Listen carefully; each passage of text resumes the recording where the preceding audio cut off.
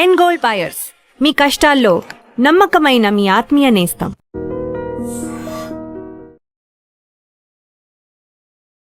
గోడ మీద ఏలాడదీసే తుపాకీ కూడా మౌనంగానే ఉంటుంది.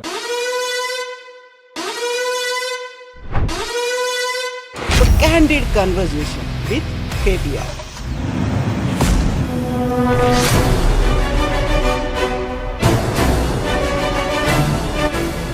ఇందాక తూతూ మేమే అంటుంటే తూ తూ అని తిట్టుకుని So 20 years of political journey.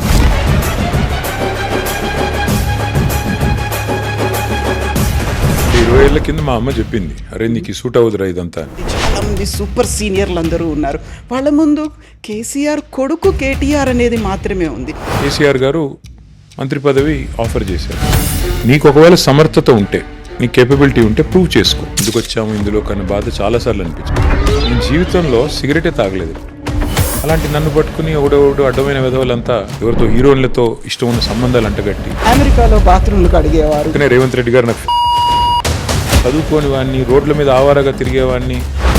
KTR తన స్థాయిని తానే తగ్గించుకొని మాట్లాడుతున్నాడు. పుకారం తింటాం కదా, ఇంత చండాలమైన భాష అంటే, అసెంబ్లీలో ఇంత గలీజ్ భాష అంటే, ఈ మాట అంటున్నందుకు సారీ. ఐ డ్రీమ్లో మరి మీరు ఎడిట్ చేసుకుంటే చేసుకోండి. టీఆర్ఎస్ పార్టీ ఈ తప్పు చేయకుండా ఉంటే బాగుండేది. మనం ర్యాపిడ్ ఫైర్ గురించి కనుక మాట్లాడుకుంటాం. అప్పటి నుంచి అది I'm not asking any general knowledge question. ఆయన ఉద్యమ లీడర్గా ఉంది, ఆ తర్వాత సీఎంగా మారిన తర్వాత మారిపోయాడు. Success has many fathers, failure is an orphan. ఎందుకు మాట్లాడట్లేదు? మమ్మల్ని తట్టుకోలేకపోతున్నాడు చిట్టినాయుడు. మీరు ఎప్పుడైనా ఒక ఫారిన్ కంట్రీకి వెళ్ళారా? బూతులు కూడా తిడతారు, దానిలో ఏం లేదు. తాడును పట్టుకుని దుంకడం కొద్ది కష్టం, పారాషూట్ వేసుకుని దుంకడం ఈజీ. కానీ ఆ తాడు తెగితే అట్లా కాకుండా అది మన జగన్ అన్న ఎట్లా చేశాడో నాకు తెలియదు, కానీ అడగాలి సార్ ఈసారి కష్టం. కేటీఆర్కి యాటిట్యూడ్ ఎక్కువ. కడుపులో కత్తులు పెట్టుకుని పెదాల మీద చిరునవ్వులు పెట్టుకుని యాక్టింగ్ చేసే కేసు నేను కాదు. నెక్స్ట్ సీఎం అవుతారా కేటీఆర్? ఇప్పుడు అడక్కు స్పాట్లో పెట్టి. కేసీఆర్ ఇప్పుడు హీ వాజ్ ఇన్ టీయర్స్, ఏడ్చారు, బాధపడ్డారు. ఒకసారి నా కొడుకు అడిగాడు, పాలిటిక్స్లోకి రాకుండా ఉంటే కొన్ని బాగుంటుంది. లక్షల సార్లు ఎప్పుడు గేర్ మార్చాలో కారుది ఆయనకి తెలుసు.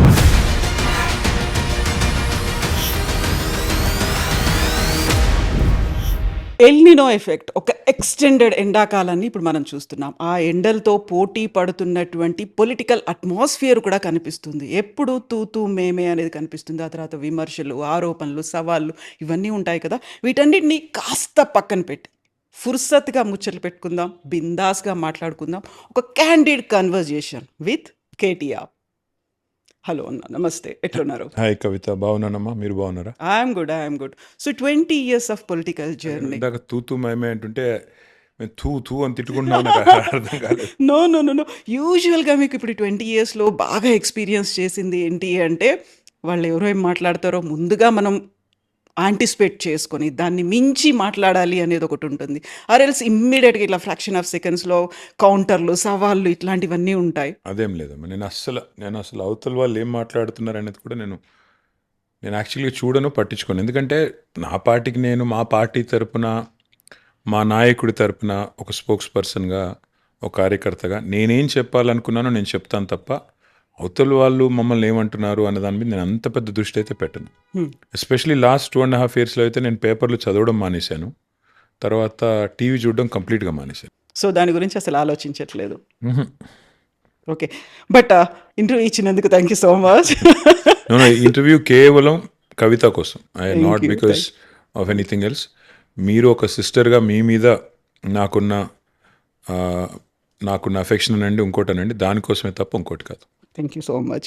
So 20 years of political journey. 2006లో for the first time TRS ఒక ఉద్యమంలో పార్టిసిపేట్ చేయడానికి వచ్చిండ్రు. అక్కడ నుంచి ఇక్కడికి వచ్చిన తర్వాత డైలీ ఒక హెక్టిక్ షెడ్యూల్స్ అనేవి ఉన్నాయి. ఆ తర్వాత ఈ లైఫ్ స్టైల్ అంతా కూడా కంప్లీట్గా మారిపోయింది. ఒక సెలవులు లేనటువంటి ఒక లైఫ్ స్టైల్ అనేది ఉంటుంది. ఇవన్నీ చూస్తూ ఉంటే దాన్ని ఎలా నేను ఇంబైబ్ చేసుకుంటాను, ఎలా యాక్సెప్ట్ చేస్తాను, ఎలా ముందుకెళ్తాను, ఇవన్నీ ఏమనిపించాయి అసలు మీకు? అంటే 20 ఏళ్ల కింద మా అమ్మ చెప్పింది, అరే నీకు సూట్ అవుతురా ఇదంతా అని. అప్పుడు వినలేదు నేను. ఇప్పుడేమంటున్నారు? నేను ఖచ్చితంగా అనిపిస్తుంది అప్పుడప్పుడు మా అమ్మ చెప్పిందే కరెక్ట్ ఏమో అని. ఎందుకంటే చాలా సందర్భాల్లో బాధ అనిపిస్తుంది, అరే ఏం చేస్తున్నాం ఇక్కడ మనం అంతా కూడా, ఇది ఏమి నాన్ సెన్స్ అని కూడా చాలాసార్లు అనిపిస్తుంది. బట్ కొన్ని సందర్భాల్లో మనం చేసే పని వల్ల, మనం గవర్నమెంట్లో ఉన్నప్పుడు ఫర్ ఎగ్జాంపుల్ మనం చేసిన ఒక పని వల్ల కొంత మేలు జరిగినప్పుడు చాలా సంతోషం అనిపిస్తుంది. ఇవాళ ఉదాహరణకి ఇవాళదే ఎగ్జాంపుల్ చెప్తాను. ఇవాళ నేను రాజేంద్ర నగర్ నియోజకవర్గంలో ఒక సభకి వెళ్ళాను. సభకి వెళ్తున్నప్పుడు నేను, సబితా ఇంద్రారెడ్డి గారు, నాతో పాటు ఇంకా ఎవరో కారులో ఉన్నారు. ఒక అమ్మాయి పరిగెత్తుకుని వచ్చింది. మేము ట్రాఫిక్లో కారు ఆగింది. ఒక అమ్మాయి పక్క నుంచి పరిగెత్తుకుని వచ్చింది. వచ్చి తలుపు కొడితే, డోర్ కొడితే తలుపు తీస్తే ఎప్పుడు వస్తారన్నా మళ్ళీ మీరు అని గట్టిగా, అంటే ఆ ఇమోషన్ కానీ ఇంకోటి కానీ, అమ్మాయి కళ్ళలో నీళ్లున్నాయి. అమ్మాయి పేరు కల్పన. ఆ వీడియో కూడా మా డ్రైవర్ తీసాడు అనుకోకుండా. అమ్మాయి ఉంటుంది, ఎప్పుడు వస్తారన్నా మళ్ళీ మీరు అంటే, ఎప్పుడు వస్తారంటే నన్నని కాదు అంటుంది, కేసీఆర్ గారు ఎప్పుడు వస్తారు తిరిగి అని.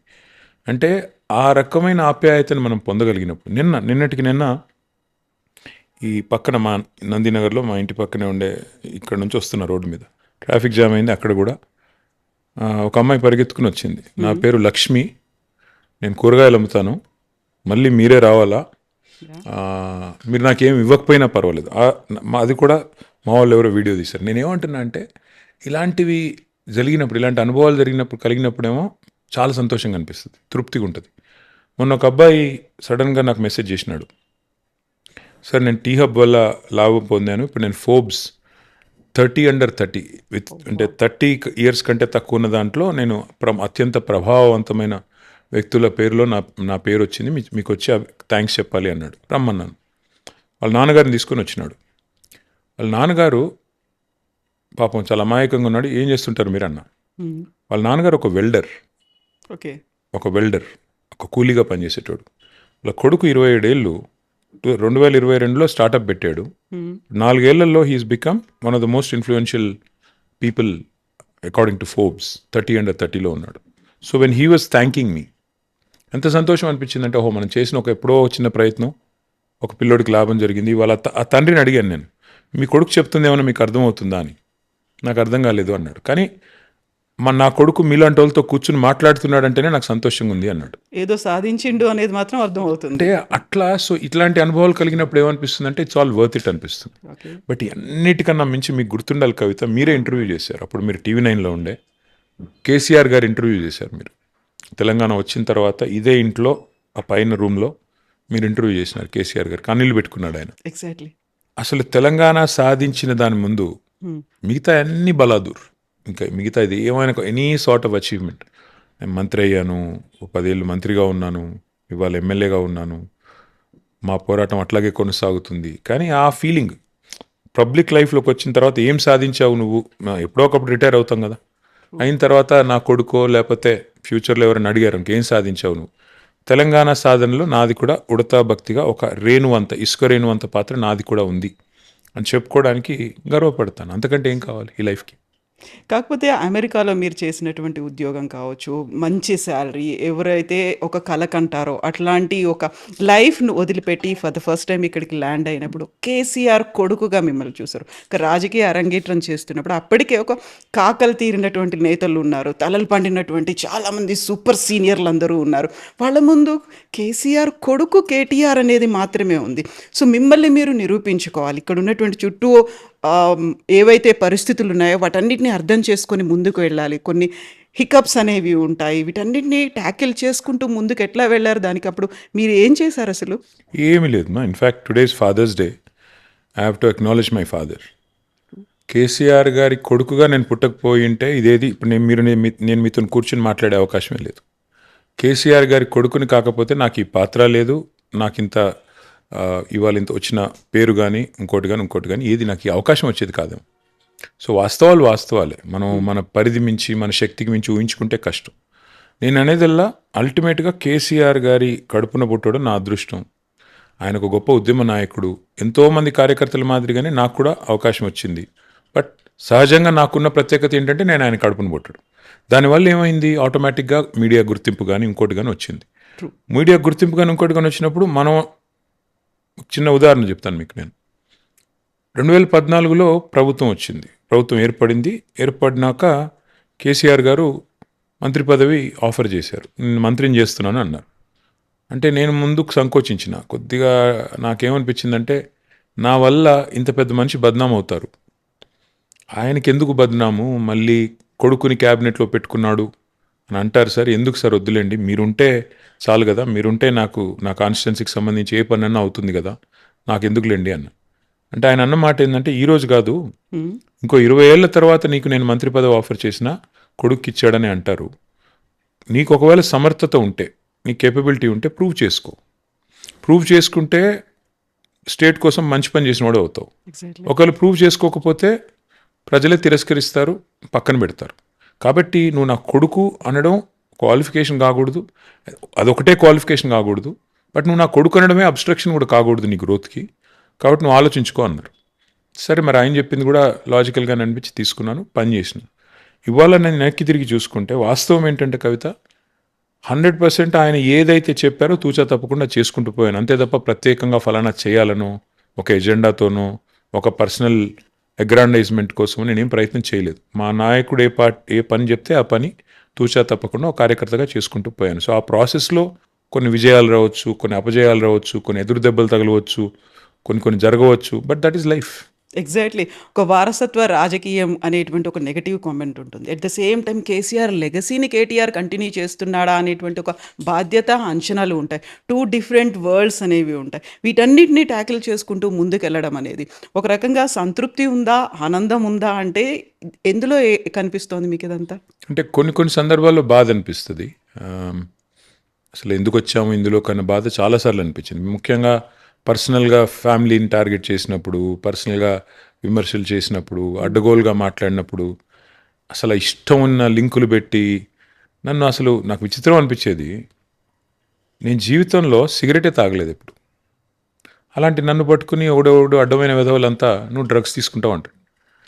డ్రగ్స్ తీసుకోవడం ఏంది వీళ్ళ బొంద? అసలు నేను ఫస్ట్ అనుకున్నాను, అసలు బుద్ధి జ్ఞానం ఉందా వీళ్ళకి, అసలు ఈ పిచ్చి మాటలు ఎవడు పట్టించుకుంటారు అన్నట్టుగా నేను ఎన్నడూ రెస్పాండ్ అయ్యేవాని కాదు. కానీ ఒక అబద్ధాన్ని 100 సార్లు చెప్తే నిజం అని ఎట్లా ఎస్టాబ్లిష్ చేస్తారో థాట్ పోలీసింగ్ చేసి, అట్లా ఒక బదనామేసి ఒక రకమైన, అంటే నాకు అర్థమయ్యేది కాదు ఏంది ఇదేం నాన్ సెన్స్ అని. తర్వాత లేని లింకులు అంటగట్టి ఎవరో హీరోయిన్ల ఫోన్లు ట్యాప్ చేశాడు, ఏదో చేశాడు.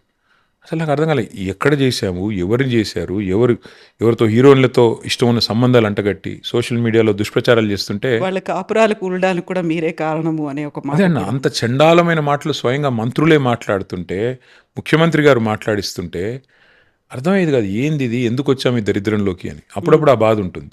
ప్లస్ నా ఫ్యామిలీని టార్గెట్ చేసినప్పుడు ఆ కారణంగా చాలా బాధ అనిపిస్తుంది.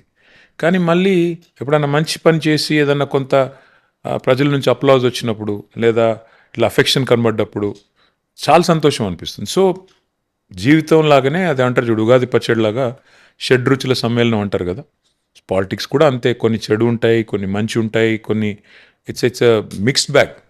సో అట్లా చూసుకున్నప్పుడు ఐ థింక్ 50-50, అంత సంతోషం లేదు, అంత బాధ లేదు, ఈక్వల్గా ఉంది. రెండు కూడా ఈక్వల్గానే ఉన్నాయి. సో ఈ అవమానాలు, ఆరోపణలు ఇవన్నీ అన్నప్పుడు పర్సనల్గా కేటీఆర్ మీద వచ్చేటువంటి 3 విమర్శలు, అందులో అమెరికాలో బాత్రూమ్లు కడిగేవారు. అప్పుడు పక్కనే రేవంత్ రెడ్డి గారు నాకు ఫినాయిల్ అందించేవారు. సో ఏమనాలి మరి, నేను పనికిమాలిన మాటలు కాకపోతే. ఇప్పుడు నేను ఒక్క మాట అడుగుతాను కవితమ్మ, మా నాన్నగారు నన్ను కష్టపడి చదివించారు. నేను 2 పోస్ట్ గ్రాడ్యుయేట్ డిగ్రీలు చదివాను. ఒకటి masters in biotechnology, all India entrance రాసి దేశంలో 16 యూనివర్సిటీల్లో మాత్రమే బయోటెక్నాలజీ ఉండేది. అప్పుడు జవహర్లాల్ నెహ్రూ యూనివర్సిటీ అప్పుడు టెస్ట్ పెట్టేది. అది పాస్ అయ్యి నేను పూణే యూనివర్సిటీకి వెళ్ళి పూణే విద్యాపీఠలో బయోటెక్నాలజీ చదివాను. తర్వాత రెండవది నేను యూఎస్కి వెళ్ళి జీమాట్ రాసి యూఎస్కి వెళ్ళి ఎంబీఏ చదివాను. సో ఇప్పుడు నేను అమెరికాలో బాత్రూమ్లు కడిగానంటే ఎవరి బాత్రూమ్లు కడిగాను? నా బాత్రూమ్ నేను కడుక్కున్నాను. నీ బాత్రూమ్ నువ్వు కడుక్కుంటే తప్ప, సొంత ఇంట్లో నీ బాత్రూమ్ నువ్వు కడుక్కుంటే తప్పు అవుతుందా? నెంబర్ 1. నెంబర్ 2, సరే నేను చదువుకున్నాను, కష్టపడ్డాను, ఉద్యోగం సంపాదించుకున్నాను. నా మీద విమర్శలు చేసేవాళ్ళు ఏం చదువుకున్నారు, ఎలా సంపాదించారు? రోడ్ల మీద పెయింట్లు వేసుకుంటూ తిరిగిన వాళ్ళు ఇవాళ జూబ్లీ హిల్స్లో 10ల సంఖ్యలో ప్లాట్లు సంపాదించి ఇష్టం వచ్చినట్టుగా ఇవాళ వేల కోట్ల రూపాయలతో వ్యాపారాలు చేస్తుంటే నేను అడుగుతాను, మరి నేను అడగలేనా ఈ మాటలు? ఎక్కడి నుంచి, ఇప్పుడు మీరు ఎక్కడ చదువుకున్నారు, ఏం చదువుకున్నారు, ఏం వ్యాపారాలు చేశారు, ఎవరిని ఉద్ధరించి సంపాదించారు? నేనేమంటానంటే, విమర్శకు విమర్శ సమాధానం కాదు. నేను అమెరికాలో నా పని నేను చేసుకున్నాను, ఉద్యోగం సంపాదించుకున్నాను. ఇంకోటి నాకు ఇంకా విచిత్రం అనిపించేది, అమెరికాలో బాత్రూమ్లు కడిగారు. మా నాన్నగారు 1980s నుంచి రాజకీయాల్లో ఉన్నారు. నేను అమెరికా పోకంటే ముందే ఆయన మంత్రి, రాష్ట్రంలో మంత్రి.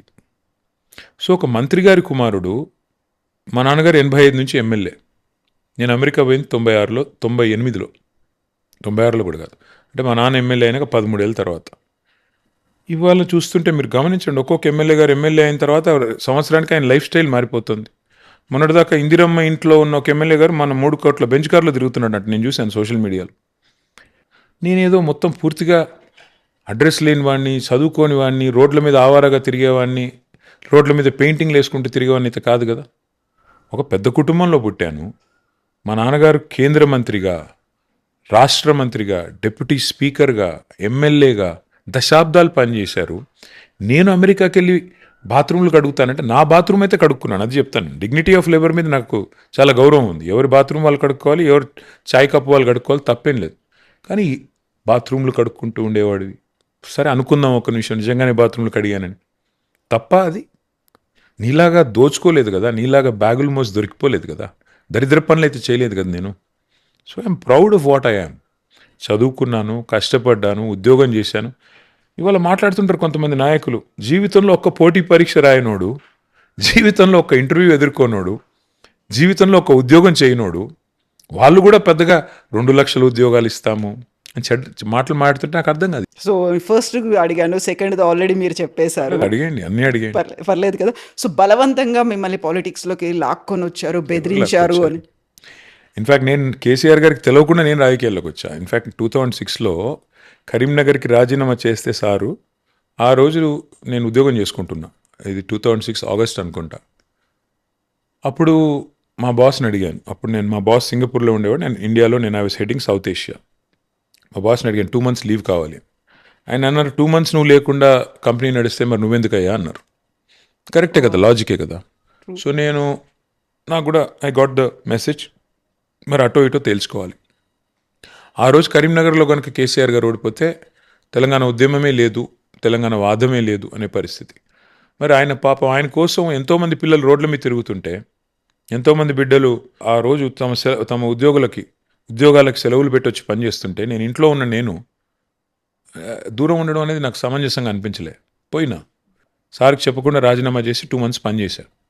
కొంత కాంట్రిబ్యూట్ చేశాను. నేను ఏదో అవ్వలేదో అయిందనను, మేబీ 1-2 ఓట్లు వేయించుంటా, ఎంతో కొంత యాడ్ చేసిన.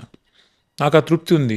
అక్కడి నుంచి ఎన్నిక గెలిచిన తర్వాత చెప్పిన సార్కి, సార్ నేను రాజీనామా చేసినా మీతో పనిచేస్తాను. బాగా కోప్పడ్డారు.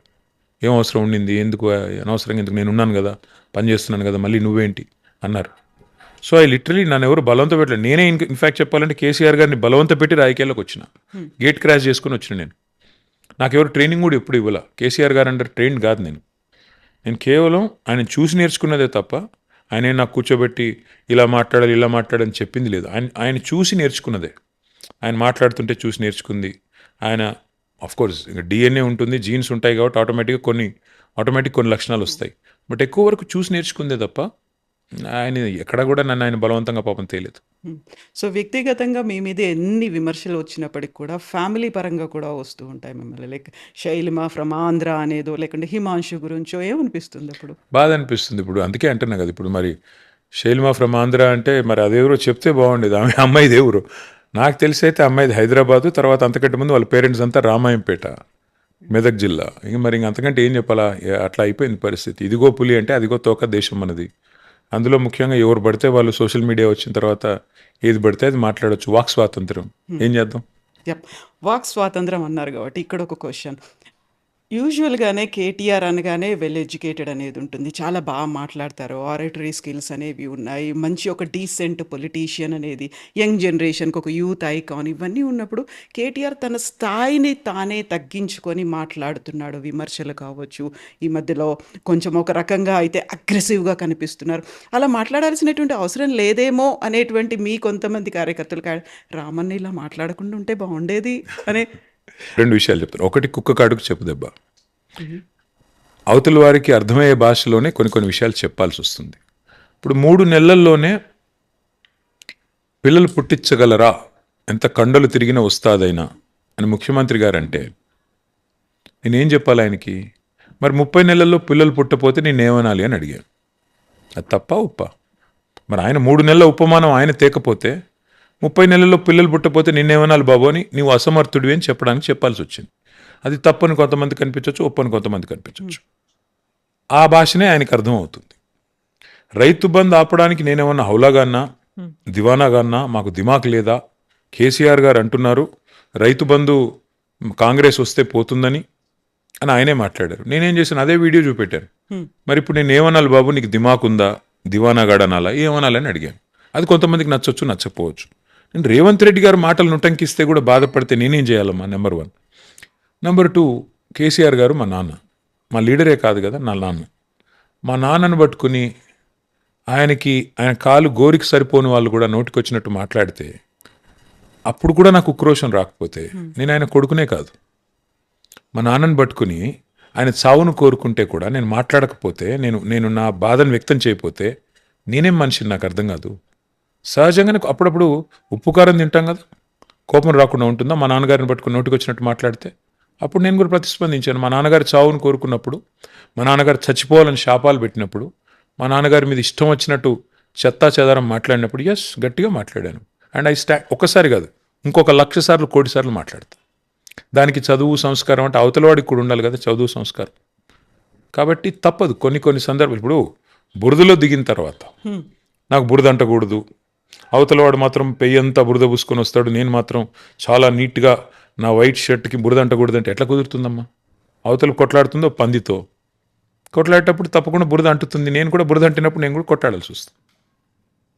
కాకపోతే ఇప్పుడు రాజకీయము అనగానే ఒక రకంగా ఆరోపణలు, వ్యక్తిత్వ హననాలు ఇవన్నీ ఉంటాయి. ఆ తర్వాత అగ్రెసివ్‌గా మాట్లాడాలి, బస్తీ మీద సవాల్ అంటూ ఇలా ఉండాలి. ఇవన్నీ కాకుండా మామూలు రాజకీయం అనేది కనిపించలేదా? యాక్చువల్‌గా రాజకీయం అంటే జానారెడ్డి గారు, కవిత జానారెడ్డి గారు 2014లో ప్రతిపక్ష నాయకుడు, కేసీఆర్ గారు ముఖ్యమంత్రి. 2014 to 18 మీరు మొత్తం తీసుకోండి రికార్డ్స్, ఎక్కడన్నా మేము ఇట్లా మాట్లాడామా? 2018 to 23 తీసుకోండి, చూడండి మీరు. ఆ రోజు భట్టి గారు సిఎల్పి లీడర్, కేసీఆర్ గారు ముఖ్యమంత్రి. మేము ఎప్పుడైనా మాట్లాడాం? ఎందుకు వస్తుంది పరిస్థితి? చప్పట్లు ఎప్పుడైనా రెండు చేతులతో మోగుతాయమ్మా. అవతల జానారెడ్డి గారు మర్యాద ఇస్తే అసలు మీరు చూడండి, కేసీఆర్ గారు ఏ ఒక్కరోజు కూడా అసెంబ్లీలో పెద్దలు జానారెడ్డి గారు అనకుండా మాట్లాడలేదు. ఆయన కూడా అట్లాగే మాట్లాడు, ముఖ్యమంత్రి గారు అని మాట్లాడేవారు. అంత గౌరవంగా ఉండేది సభ. వాళ్ళిద్దరు మాట్లాడుతుంటే చూడడానికి కూడా ఉల్లాసంగా ఉండేది. ఇవాళ ఏందమ్మా, మా వెనకాల పైల్వాన్లు ఉన్నారు అంటే ఎంత చండాలమైన భాష అంటే, అసెంబ్లీలో ఎంత గలీజ్ భాష అంటే. నేను ఈ మాట అంటున్నందుకు సారీ. ఐ డ్రీమ్లో మరి మీరు ఎడిట్ చేసుకుంటే చేసుకోండి, పెట్టుకుంటే పెట్టుకోండి. అనొచ్చా ముఖ్యమంత్రి గారి నోటెమ్మడ? తెలుసా అసలు ఆయనకి ఏం మాట్లాడుతున్నాడో? ఇంకా శాసనసభలో గౌరవ ముఖ్యమంత్రి గారు మా సభానాయకుడు మాట్లాడినాక అది మమ్మల్ని ఉద్దేశించి నేనేం చేయాలి కవిత? నోరు మూసుకుని ఉండాలా? ఏం చేయమంటారు చెప్పండి? సో సభా విలువలు, సంస్కారము రెండు వైపులా ఉంటాయి తప్ప ఒకవైపు నుంచి ఉండవమ్మ. ఆయన మర్యాదగా మరి నేను చెప్పాను, నువ్వు పబ్లిక్గా కూడా అప్పీల్ చేశాను, నువ్వు కేసీఆర్ గారిని తిట్టడం మానేస్తే నేను తిట్టను, నీ చేరు గౌరవం ఇస్తా. నువ్వు నన్ను తిట్టు కావాలంటే పడతాను, నీకంటే చిన్నోడిని. కానీ నువ్వు కేసీఆర్ గారిని అంటే మాత్రం వదిలిపెట్టను, నువ్వు ఒక్కటంటే 10 అంట అని చెప్పా. అది 100% నేను ఈరోజు కూడా దాన్ని కట్టుబడి. ఓకే. సో ఈ రాజకీయాలు ఒక అనివార్యంగా అయిపోయాయి, ఒకరి మీద ఒకరు అదే ఇంతకుముందు తూతూ మేమే అనేది ఇలా ఉంటుంది అనుకున్నప్పుడు, ఒరిజినల్గా రాజకీయం అంటే మీరు ఇచ్చే డెఫినేషన్ ఏంటి అసలు? రాజకీయం అనే దాన్ని ఎంత చండాలంగా తయారు చేశారంటే, అంటే సినిమాల్లో కానీ అదర్వైజ్ కానీ ఇప్పుడు రాజకీయ నాయకులకి సమాజంలో ఎక్కడ గౌరవం లేదమ్మా. వాస్తవం చెప్తున్నాను నేను. రాజకీయం అంటేనే ఒక నికృష్టమైన వ్యవహారం. అది రాజకీయ నాయకులు మాట్లాడుతుంటే టీవీలు బంద్ చేసుకోవాలన్న పరిస్థితి వచ్చింది ఈరోజు. వాస్తవాలు చెప్తున్నాను నేను. But end of the day though, మీకు ఇష్టం ఉన్నా లేకపోయినా ఈ రాజకీయమే ప్రజాస్వామ్యంలో మీ ప్రతి దైనందిన జీవితంలో ప్రతి చర్యని స్పృశించేది, ప్రభావితం చేసేది, నిర్ణయించేది రాజకీయమే. అల్టిమేట్గా ప్రజాప్రతినిధులు ఎవరైతే ఉన్నారో వారే తెల్లారలేస్తే మీరు మాడే ఉప్పు, పప్పు, సబ్బు, మీ బండ్లో పోసుకునే డీజిల్, పెట్రోల్తో సహా అన్నిటి ధరలు, వాటి ట్యాక్సులు నిర్ణయించేది రాజకీయమే. కాబట్టి మీకు ఇష్టం ఉన్నా లేకపోయినా పట్టించుకోవాలి, పట్టింపు ఉండాలి. ఎలాంటి రాజకీయం కావాలో మీరు నిర్ణయించాలి. అది సమాజం ఆలోచించుకోవాలి. ఎలాంటి రాజకీయం ఉండాలి? మాట ఇచ్చి తప్పే రాజకీయం కావాలా? గ్యారంటీల పేరిట గారడీ చేసే రాజకీయం కావాలా? లేదా ఒక మాట ఇస్తే తప్పకుండా నిలబెట్టుకునే రాజకీయం కావాలా? ప్రజలు ఆలోచించుకోవాలి. సో ఇప్పుడు పార్టీల గురించి మాట్లాడుకున్నప్పుడు, రాజకీయాల గురించి మాట్లాడుకున్నప్పుడు ఎప్పుడైనా అరే బీఆర్ఎస్ పార్టీ ఈ తప్పు చేయకుండా ఉంటే బాగుండేది, ఇలాంటి పొరపాటు చేయకుండా ఉంటే బాగుండేది? చాలా చేసాం కవిత. ఒకటి, అందరం మనుషులమే కదా. మేము తప్పు చేయలేదు, మేము దైవాంశ సంభూతులం అని నేను పొరపాటును కూడా అన్నాను. చాలా తప్పులు చేశాము, చాలా పొరపాట్లు జరిగినాయి. ఎగ్జాంపుల్ చెప్తాను. టీఎస్పీఎస్సీ పేపర్ లీక్ అయింది. తక్షణమే పీకి పారేయాలి ఆ బోర్డుని. ఆ బోర్డుని ఎత్త అవతల పాడేస్తే పిల్లల ఆగ్రహం తగ్గేది. ఆ బోర్డు దరిద్రం అంతా మేము మోసినట్టు అయింది. చివరికి తప్పు మాది కాదు, ఎవరో చేసిన తప్పు, కానీ ఆ దరిద్రం అంతా మాకు చుట్టుకుంది. తప్పే కదా అది. అట్లాంటివి ఎన్నో జరిగినాయి. డెఫినెట్గా ఇలాంటివి జరిగినాయి. రెండో తప్పు, మేము చేసిన పని సరిగ్గా చెప్పుకోలేదు. ఉదాహరణకు చెప్తాను. తెలంగాణ రాకముందు తెలంగాణ ప్రాంతంలో 5 మెడికల్ కాలేజీలే ఉండేదమ్మా. మేము ఒక్కటే రోజు 8 కొత్త మెడికల్ కాలేజీలు ప్రారంభించాం ప్రభుత్వంలో. కానీ దానికి అడ్వర్టైజ్మెంట్ కూడా ఇవ్వలేదు మేము. మరి అంత కేవలం ఒక బటన్ నొక్కి, కేసీఆర్ గారు ఒక బటన్ నొక్కి 8 మెడికల్ కాలేజీలు ఒకటే రోజు ఆయన క్యాంప్ ఆఫీస్ నుంచి ప్రారంభించారు. ఇంకో ముఖ్యమంత్రి అయితే ఏం చేసేవారు, 8 మెడికల్ కాలేజీలకి ఒక్కొక్క చోట లక్ష మందితో మీటింగ్ పెట్టి వాళ్ళందరితో చప్పట్లు కొట్టించుకొని అక్కడ ప్రారంభించేవాళ్ళు. అది కూడా తప్పే. అంటే అండర్ ప్లే చేయడం, డెవలప్మెంట్ మన డెవలప్మెంట్ మనమే అండర్ ప్లే చేసుకోవడం, ప్రమోట్ చేసుకోకపోవడం. Yes, these are all conscious, definitely conscious mistake అన్నాను, కానీ డెఫినెట్లీ మిస్టేక్సే, పొరపాట్లు. అట్లాగే మేము 10 ఏళ్ళు ప్రభుత్వాన్ని నడిపాం, పార్టీని సరిగ్గా నేను నడపాల, నా తప్పది. వర్కింగ్ ప్రెసిడెంట్గా నా తప్పు. పార్టీని ఇంకా బాగా చేసి ఉండాలి, పార్టీ నిర్మాణం ఇంకా బాగా చేసి ఉండాలి. మా కార్యకర్తల కష్టాలు కానీ ఇంకోటి కానీ కన్నీళ్ళు కానీ వాళ్ళకి ఇచ్చే నామినేటెడ్ పొజిషన్లు కానీ ఇవన్నీ కూడా ఇంకొద్దిగా శ్రద్ధ పెట్టి పనిచేయాలి. కానీ మేమేమనుకున్నామంటే, కొత్త రాష్ట్రం, కష్టపడి తెచ్చుకున్న రాష్ట్రం, 100 మంది త్యాగాలతో వచ్చిన రాష్ట్రం, ప్రజలు కోరుకుంటుంది డెవలప్మెంట్, ప్రజలు కోరుకుంటుంది సంక్షేమం, దాని మీద దృష్టి పెడదామని చెప్పి 24/7 ఒక టాస్క్ లాగా పనిచేసాం. పార్టీని విస్మరించాం. దానివల్ల కూడా చాలా నష్టం జరిగింది. కార్యకర్తలు ఎవరైతే మా కోసం అగ్రెసివ్గా పనిచేయాలో వాళ్ళు నిర్లిప్తంగా అయిపోయారు. ఏముందిలే, డైరెక్ట్గా అన్ని పోతున్నాయి పథకాలు, డైరెక్ట్గా ప్రజలకు అందుతున్నాయి కదా, మాకేంలే అన్నట్టు కొంత ఉదాసీనంగా మారిపోయారు. దానివల్ల కూడా నష్టం జరిగింది. ఇవన్నీ పొరపాట్లే. కేసీఆర్ గారు చేసినటువంటి పొరపాటు ఏంటనుకుంటున్నారు మీరు? కేసీఆర్ గారి పొరపాటు లెక్కించేంత పెద్దోనైతే కాదు నేను నా మేబీ క్యాడర్తో మాట్లాడినప్పుడు కార్యకర్తల్లో కేసీఆర్ గారి పొరపాటు అన్నాను. కానీ కేసీఆర్ గారు పెద్దలు, వారు జీవితాన్ని మొత్తం అధ్యయనం చేసిన వ్యక్తి. ఆయన పొరపాటు, ఆయన వ్యక్తిగత నిర్ణయాలు అంటే ఉండేది కదా, సమిష్టి నిర్ణయాలు. అందులో భాగంగా ఏమన్నా ఎక్కడ చిన్న పొరపాట్లు జరిగితే, for example TSPSC paper leak, అది సమిష్టి నిర్ణయమే. అల్టిమేట్గా హెడ్ ఆఫ్ ది స్టేట్గా వారు నిర్ణయం తీసుకొని ఉండాలా. తీసుకోకపోతే దానివల్ల నష్టమే జరిగింది ఇవాళ. కేసీఆర్ గారికి సంబంధించి ఆయన ఉద్యమ లీడర్గా ఉండి ఆ తర్వాత సీఎంగా మారిన తర్వాత మారిపోయాడు అనేటువంటి ఒక తీవ్రమైనటువంటి ఒక మాట, ఆరోపణ వినిపించేది. ఆ తర్వాత సీఎం నుంచి ప్రతిపక్ష నాయకుడిగా మారింది. ఆయన మారాల్సినటువంటి అవసరం ఉంది అనేది సో పర్టికులర్గా పార్టీ క్యాడర్ దగ్గర నుంచే వినిపించింది. ఆంగ్లంలో ఒక సామెత ఉందమ్మా, success has many fathers, failure is an orphan. అంటే విజయం సాధించినప్పుడేమో ఆయన చాణక్యుడు, ఆయన అభినవ అది అని పొగిడేవాళ్ళు ఉంటారు. ఓడిపోతే వాళ్ళే నానా రకాలుగా విమర్శ చేస్తారు. సో ఇది కామన్, పెద్ద విషయమే కదా. KCR is a living legend. ఆయన ఒక బ్రాండ్. ఆయన మాట్లాడినా సంచలనమే, మాట్లాడపోయినా సంచలనమే, ఆయన ఏం చేసినా సంచలనమే. కాబట్టి కేసీఆర్ గారు చాలా సెక్యూర్ లీడర్ అమ్మా. ఆయన is one of the most secure leaders I have scene.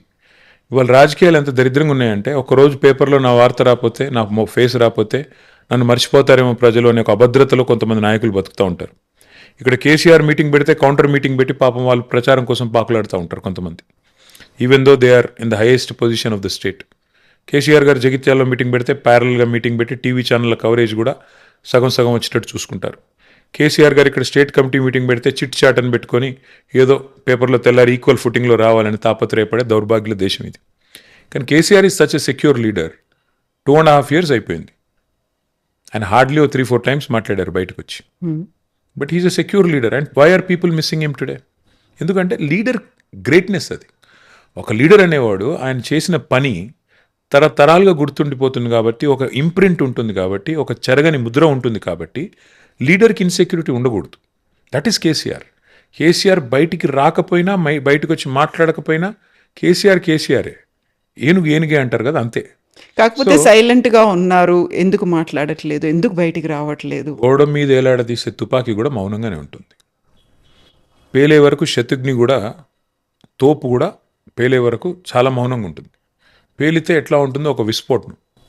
KCR is KCR అమ్మా. అట్లా అంటే నేనేమంటున్నా అంటే, కేసీఆర్ గారికి మేము ఉన్నాం కదా, ఇప్పుడు ఇంతమందిని తయారు చేశారు ఆయన. మేము మాట్లాడే ప్రతి మాట కేసీఆర్ గారి మాటే కదా. ఆయన కాదని ఆయన కార్యకర్తలు మేమంతా, ఆయన అభిమానులం. ఆయన ఆయన ఆయన మాకు ఇచ్చే డైరెక్షన్ ప్రకారమే మేము మాట్లాడతాం. మేము తీసుకునే ప్రతి కార్యక్రమం, మేము చేసే ప్రతి పోరాటం కేసీఆర్ గారి బ్లెస్సింగ్ లేకుండా అవుతుందా? కేసీఆర్ గారు చెబితేనే మేము ముందుకు నడిచేది. కాబట్టి ఆయన నడిపిస్తున్నాడు. నాయకుడు అనేవాడు నడిపించాలి. ప్రతి సందర్భంలో నాయకుడు అనేవాడు ముందు ఉండాల్సిన అవసరం లేదు. వెనకాల ఆయన నుంచి అట్లా ఒక శక్తిలాగా అట్లా ఉండి మమ్మల్ని బ్లెస్సింగ్ ఇస్తే చాలు. ఆయన నాకు తెలియక అడుగుతా, మమ్మల్ని తట్టుకోలేకపోతున్నాడు చిట్టినాయుడు. కేసీఆర్ గారు ఎందుకమ్మా ఆయనకి? నాకు అర్థం కాదు. కేసీఆర్ స్థాయి మనిషి కాదు ఆయన. ఎప్పుడు వస్తారు అంటే బయటికి? కేసీఆర్ గారికి నేను నీకు అప్పుడు కూడా చెప్పాను, మళ్ళీ చెప్తాను. యా, ఎప్పుడు గేర్ మార్చాలో కారుది ఆయనకి తెలుసు. So leave it to him. He's the leader, okay. He's the man who decides. So ఆయన ప్రోగ్రామ్ డిసైడ్ చేసేంత పెద్దవాళ్ళం మేము ఎవరం కాదు. ఆయన ప్రోగ్రామ్ ఏంటో, ఆయన ఎప్పుడు రావాలో, ఏం చేయాలో, ఎలా చేయాలో ఆయనకు తెలుసు. Okay, I don't want to enter into politics అనుకున్నాను, కానీ అనివార్యంగా అవి కూడా వచ్చేస్తాయి. బట్ మీరు చాలా చాలా చాలా రోజులు అవుతుంది ట్విట్టర్లో ఆస్క్ కేటీఆర్ అనేటువంటి ఒక సెగ్మెంట్ని అస్సలు కండక్ట్ చేయట్లేదు. చేయలేదమ్మా. ఎందుకు? టైం దొరకట్లేదు ఈ మధ్యన ఎక్కువ. నిజానికి చెప్పాలంటే నన్ను ఇంట్లో కూడా తిడుతున్నారు. నువ్వు గవర్నమెంట్లో బిజీ అన్నావు, ప్రతిపక్షంలో బిజీ అంటున్నావు, ఏంది ఇది, ఎప్పుడు ఇంకా ఫ్రీ అవుతావని. So what I realized is time పడుతుంది. బట్ ఈ మధ్యన ఎక్కువ టైం దొరకట్లేదు. ఇంకెక్కువ తిరుగుతున్నాను, టైం దొరకట్లేదు ఆనెస్ట్గా. సో టైం దొరకట్లేదు అనుకున్నప్పుడు బయట మీరు ఎంత చేసినప్పటికి కూడా, ఈవెన్ వాళ్ళు సంతృప్తి ఉందా, ఎక్స్పెక్టేషన్స్ ఉన్నాయా, ఇవన్నీ అయినప్పుడు కూడా చెయ్యలేదు అని తిట్టుకునేవాళ్ళు. ఇంతసేపు మేము వెయిట్ చేసినప్పుడు అరే ఇంకెంతసేపు అంటే కింద చాలామంది ఉన్నారు, టైం పడుతుంది, ఇవన్నీ ఉన్నప్పుడు కంప్లైంట్స్ అనేవి ఉంటాయి. దెన్ ఫ్యామిలీ టైం అనుకున్నప్పుడు అక్కడ ఫ్యామిలీలోంచి కూడా కొన్ని గొడవలు అనేవి ఉంటాయి, కొన్ని అర్థం చేసుకోవాల్సినటువంటి అవసరాలు ఉంటాయి. You are not spending much time with them. పిల్లలకి స్కూళ్ళకి కాలేజీలకి వెళ్ళాలి అంటే how you are like able to manage those things? I'm not able to manage. ఎవరు చెప్పాడు మీకు నేను మేనేజ్ చేస్తున్నాను? ఎనీ సక్సెస్ఫుల్ పర్సన్ అంటే వాళ్ళ ప్రొఫెషన్లో సక్సెస్ఫుల్ కావాలి అనుకుంటే they have to make personal sacrifices. There is no choice. Number 1. Number 2, చాలామంది మాడుతుంటారు వర్క్ లైఫ్ బ్యాలెన్స్ అని. వర్క్ లైఫ్ బ్యాలెన్స్ అంటే ఏమి ఉండదమ్మా. That's nonsense. అది ఇంపాసిబుల్. అది ఎవడి వల్ల కాదు, అది ఇంపాసిబుల్. అది అచీవ్ చేయడం అనేది సామాన్యమైన విషయం కాదు, అది జరగని పని. ఇప్పుడు మనం ఈరోజు ఇక్కడ కూర్చొని మాట్లాడుతున్నాం. మీ ఇంటి వాళ్ళు ఎదురు చూస్తూ ఉంటారు, మా ఇంటి వాళ్ళు ఎదురు చూస్తుంటారు. ఎక్కడుంది వర్క్ లైఫ్ బ్యాలెన్స్? అది ఇంపాసిబుల్. ఇప్పుడు మళ్ళీ ఇక్కడ ఎక్కిన తర్వాత కార్లో ఫోన్లు ఉంటాయి, వాట్సాప్ మెసేజ్లు ఉంటాయి, అవి 100 ఉంటాయి. అన్నింటికో అడ్రస్ చేసుకుంటూ ఇంటికి పోవాలి. Some times body present mind absent అన్నట్టు ఉంటుంది. ఎదురుగా కూర్చుంటాం, మనిషి ఇట్లా కూర్చొని ఉంటాం, కానీ ఎంతసేపు ఫోన్ పీక్తుంటుంది, పక్కన ఎవరో ఫోన్ చేస్తుంటారు. సో ఫిజికల్గా అక్కడ ఉన్న మనిషి అక్కడ లేడు. ఇది ఈరోజు పరిస్థితి. వర్క్ లైఫ్ బ్యాలెన్స్ అనేది ఇట్స్ ఎ మిత్, అది లేదు. నెంబర్ 1. నెంబర్ 2, ఎస్ నువ్వు సక్సెస్ఫుల్ కావాలంటే సాక్రిఫైస్లు తప్పవు. నేను చేయలేదు అబ్బా బువ్వా కావాలంటే కుదరదు. సో ఫ్యామిలీ అర్థం చేసుకుంటారు, అందరూ అర్థం చేసుకుంటారు. Once you're successful, everybody will enjoy the success, everybody will revel in that success. So it's a good thing. Life చాలా చాలా షార్ట్ కవిత. కాబట్టి తప్పకుండా ఏదైనా ఒక అంబిషన్ పెట్టుకుని, ఒక డ్రైవ్ పెట్టుకుని పని చేసుకుంటూ పోయే క్రమంలో త్యాగాలు తప్పవు, తిట్లు తప్పవు, part of life. And Shailima గారి దగ్గర నుంచి వచ్చేటువంటి ఒక పెద్ద కంప్లైంట్ అంటే ఏం చెప్తారు? ఇలా టైమే, ఇంకేముంటుంది? అందరి కంప్లైంట్ అదే ఉంటుంది. టైం ఇవ్వట్లేదు, పిల్లల్ని పట్టించుకోవట్లేదు, ఆరోగ్యం పట్టించుకోవట్లేదు, ఇవన్నీ ఉంటాయి. ఇంకా తప్పదు కదమ్మా. అండ్ 2 పిల్లల దగ్గర నుంచి ఏమొస్తాయి? Similar complaint. సో యూజువల్గా పేరెంట్స్ టీచర్ మీట్ అంటే పేరెంట్స్ వెళ్ళాల్సినటువంటి అవసరం ఉంటుంది. ఇప్పుడు అయిపోయింది. ఇంకా నాకు కూతురు స్కూల్ కూడా అయిపోయింది. మన లాస్ట్ పేరెంట్ మీటింగ్ పోదామంటే నా కూతురు వద్దన్నది. సో ఐ సెడ్ యారే నా లైఫ్లో లాస్ట్ పేరెంట్ టీచర్ మీటింగే నేను వస్తానంటే వద్దొద్దు నేనే పోనున్నది. సో దానివల్ల పోలేదు. కానీ బట్ కొన్ని అటెండ్ అయ్యాను, బట్ ఇంకా చాలా వరకు మిస్ అయ్యాను. That's part of life. Okay, so మీరు స్ట్రిక్ట్ ఫాదరా లేకుంటే ఫ్రెండ్లీ పేరెంటా? నా పాటికి నేను ఫ్రెండ్లీ అనుకుంటా, వాళ్ళు ఏమనుకుంటారో వాళ్ళని అడగాలి, నేనేం చెప్తా. నా పాటికి నేను చాలా కూల్ ఫాదర్ అనుకుంటా. కాబట్టి అట్లా ఉండదు కదా, ఇక కిడ్స్ విల్ థింక్ అదర్వైజ్. కానీ but I think pretty lenient father. ఒకప్పుడు మీరు మండేస్ హ్యాండ్లూమ్ని ప్రమోట్ చేయాలి అనేవాడు. ఇప్పుడు కూడా చేస్తున్నారా? ఇప్పుడు కూడా ఎవ్రీ మండే వేసుకుంటున్నాను. ఇప్పుడు కూడా మా టీం కూడా వేసుకుంటున్నారు. మా ప్రయత్నం మేము చేస్తున్నాం. ఓకే, సో హ్యాండ్లూమ్ అనగానే శైలిమ గారికి మీరేమన్నా హ్యాండ్లూమ్ శారీసో లేకుంటే అలాంటివి డిఫరెన్సెస్ ఏవేవి హ్యాండ్లూమ్స్ అనేది తెలుసా? అసలు మీకు ఎప్పుడైనా కొనిచ్చారా? ఎందుకు కొనిలేదు, కొనిచ్చాను. కాకపోతే ఎప్పుడు కొనిచ్చానని అడిగితే చెప్పలేను, కానీ కొనిచ్చినట్టు గుర్తుంది. ఎప్పుడు అని అడక్కు, స్పాట్లో పెట్టుకు. ఓకే, సో ఏదో ఒక handloom sari I'm sure. Some time back, ఇప్పుడు కాదు, I think some time back. ఒకవేళ పాలిటిక్స్లోకి రాకుండా ఉంటే ఇప్పుడు కేటీఆర్ ఎక్కడ ఉండేవాళ్ళు, ఏం చేస్తూ ఉండేవాళ్ళు? దూరంగా అమెరికాలోనే జాబ్ చేసుకుంటూ ఉండేటోని. డౌట్ ఎందుకు? అక్కడే ఉండేవాళ్ళు కంప్లీట్గా. కంప్లీట్గా ఉండేటోని కాదు, ఎందుకంటే నాకు అమెరికా ఎన్నడూ ఇష్టం లేదు. I never felt at home. ఎందుకలా? అంటే యూ ఫీల్ లైక్ నా దేశం కాని దేశం అనే ఫీలింగ్. మా ఊరు కాదు. అంతేందుకు హైదరాబాద్ తర్వాత నేను ఎక్కడైనా ఢిల్లీలో 4 రోజులు ఉంటేనే అర్థం కాదు ఇక్కడేం చేస్తున్నారో మనం, ఇది మన ఊరు కాదు అని. సో అట్లాంటిది అమెరికా అంటే ఇంకా విచిత్రంగా ఉంటుంది. సో ఉంటాం ఏదో పని కోసం అవసరార్థం తప్ప అక్కడే సెటిల్ అవ్వడం అనేది ఎన్నడూ లేదు. నేను మా అమ్మకి చెప్పాను, నాన్నకు కూడా చెప్పాను, I'm not going to settle there, వచ్చేస్తాను. కాబట్టి ఎన్నడూ ఆ ఫీలింగ్ ఉండేది. ఉంటే అక్కడ ఉండేవాడిని, ఇంకొన్ని రోజులు ఉండేవాడిని, తర్వాత ఈవెన్చువల్లీ వచ్చేటోని. ఓకే. సో ఇప్పుడున్నటువంటి సిచ్యువేషన్స్ ఇవన్నీ చూసిన తర్వాత even if it is not politics రావడం కరెక్టే అనిపించిందా? రావడం ఇండియాకి రావడం, పనిచేయడం ఇవన్నీ అది ఎట్లాగో దట్ నేను పాలిటిక్స్లో వచ్చినా రాపోయినా వచ్చేటోని వాపస్. కానీ రాజకీయాల్లోకి వచ్చి మంచి పని చేశానా చెడ్డ పని చేశానా అంటే చెప్పాను కదా, 50-50. అది కొన్నిసార్లు ఎందుకు వచ్చామా ఇద్దరిద్దరంలో కనిపిస్తుంది, కొన్నిసార్లు మంచి పని చేసాంలే అనిపిస్తుంది. ఒక హ్యాపీయెస్ట్ మూమెంట్ అంటే తెలంగాణ ఫార్మేషన్, బిల్లు పాస్ అయిన రోజు, అంటే బిల్లు పాస్ అయిన రోజు కూడా December 9th. December 9th was one of the happiest moments of my life. ఆ రోజు కేసీఆర్ గారి దీక్ష ఫలించింది, ప్రకటన వచ్చింది, తెలంగాణ మొత్తం పండుగ చేసుకుంది, అదొక సందర్భం. రెండవది February 20 అనుకుంటాను, రాజ్యసభలో బిల్లు పాస్ అయిన రోజు. అవి రెండే మేజర్ మూమెంట్స్, మిగతా అంతా వాటి ముందు దిగదుడిపోయి. ఓకే. 10 years తర్వాత కేటీఆర్ ఏం చేస్తూ ఉంటారు, ఎక్కడ ఉంటారు? 10 ఏళ్ళ తర్వాత అమ్మ రేపు పొద్దున ఉంటామో పోతామో తెలియదు. 10 ఏళ్ళకు ప్లాన్లు వేసుకుంటే కష్టం. నేను అట్లా బతకనమ్మా. నేను ఇప్పుడు నేను ఒకటి మాత్రం చెప్తాను కవిత, నీకు లైఫ్లో నేను ఆశించిన దానికంటే చాలా ఎక్కువ నాకు ఆల్రెడీ లభించింది. నేను మంత్రి అవుతానని జీవితంలో ఎన్నడూ అనుకోలేదు, ఎమ్మెల్యే అవుతానని అనుకోలేదు, మంత్రి అవుతానని ఎంతకంటే అనుకోలేదు. కాబట్టి ఇంతకంటే ఎక్కువ ఆశపడేది ఏమీ లేదు. ఇక ఆశకి హద్దు ఉండదు, మనిషికి బుద్ధి ఉండదు. దానికి ఆశపడి ఏదో కావాలని స్కెచ్లు వేసుకోవడం నా వల్ల కాదు. ఇప్పుడు ఈ రోజుకి నాకున్న టాస్క్ ఏంటంటే తిరిగి మా పార్టీ అధికారంలోకి రావాలి, కేసీఆర్ గారు ముఖ్యమంత్రి కావాలి. దానికోసం ఎవ్రీడే కష్టపడతా. ఇక రేపు పొద్దున మనం లేస్తామో పోతామో మనకు తెలియదు. అట్లాంటప్పుడు 10 ఏళ్ళకి ఏం చేస్తాం, 20 ఏళ్ళకి ఏం చేస్తాం అని స్కెచ్లు వేసుకునే బాపత నేను. I live one day at a time. So 24/7 ప్రజా జీవితంలో ఉన్నప్పటికి కూడా మీకంటూ అరే my own time, my time అనే ఒక ఫీల్ ఎప్పుడు అనిపిస్తుంది అలా? ఉంటుంది. ఎందుకు మొన్న మలేషియా వెళ్ళినప్పుడు 3 రోజులు ఫ్యామిలీతో బయటికి వెళ్ళాను. పక్కన అక్కడే మలేషియాలోనే కొంత టైం స్పెండ్ చేశాను. సో అట్లా ఐ టేక్ అ బ్రేక్. అట్లా కూడా ఏం లేదు, I some times switch off, take a break. నేను అట్లా ఎవరేమనుకుంటారని భయపడేవాని అంతకంటే కాదు. నేను నా టైం తీసుకోవాలనుకున్నప్పుడు తీసుకుంటాను. అట్లా సిగ్గేం పడను. ఎప్పుడు నా ఫ్రెండ్స్తో సరదాగా కలవాలనుకున్నప్పుడు కలుస్తాను. అట్లా నేనేం భయపడను. వాళ్ళేమనుకుంటారు, వీళ్ళేమనుకుంటారు. నేను మిగతా రాజకీయ నాయకుల్లాగా భయపడేవాడిని అసలే కాదు. ఎవరేమనుకున్నా నా పని నేను చేసుకుంటూ పోతా. అల్టిమేట్గా పీపుల్ ఏమనుకుంటారు అన్నది మ్యాటర్ అవుతుంది. మా ప్రతిపక్ష పార్టీ నాకు సర్టిఫికేట్ ఇచ్చిందా, లేకపోతే ఇంకోరేమన్నా అన్నారా, నాకేముంది అందులో. ఫ్రెండ్స్తో సరదాగా కలవాలి అనుకున్నప్పుడు ఎక్కడ పెట్టుకుంటారు ఆ ప్లేస్? హైదరాబాద్ ఎవరన్నా ఫ్రెండ్ ఇంట్లోనే ఎక్కడైనా కూర్చొని కాసేపు ముచ్చట్లు పెట్టుకొని మాట్లాడుకొని. చిన్నప్పుడు నా వైఫ్ కూడా అంటూ ఉంటుంది, ఎంతసేపు అవే పాత జోకులు వేసుకుంటారు మీరు అంటుంది. మరి ఇంకేం చేయాలి, కొత్త జోకులు లేవు. చిన్నప్పుడు ఎప్పుడో జరిగిన సంఘటనలు గుర్తు చేసుకుంటాం, నవ్వుకుంటాం, మూవ్ ఆన్, అంతే కదా, ఏముంటుంది. When was the last time you drove A car? ఇప్పుడు ఐ డ్రైవ్ వెరీ రెగ్యులర్లీ. నేను ఎప్పుడు సార్ దగ్గరికి వెళ్ళినా నేను ఎప్పుడన్నా నా కొడుకో నా వైఫో ఉంటే నేనే డ్రైవ్ చేస్తాను. చాలాసార్లు, ఐ మీన్ లాస్ట్ వీక్ కూడా డ్రైవ్ చేసి ఉంటాను. ఒక సినిమా రిలీజ్ ఫంక్షన్లో ఆర్ ఆడియో ఏదో ఒక ఫంక్షన్లో మహేష్ నేను నీకంటే చిన్నవాడిని అనే ఒక మాట అన్నారు, ఎందుకలా? చిన్నవాడిని అంటే వయసులో చిన్నవాడిని తల్లి, నేను ఆయనకంటే 1 year చిన్నవాడిని. ఆయన 75లో పుట్టాను, నేను 76లో పుట్టాను.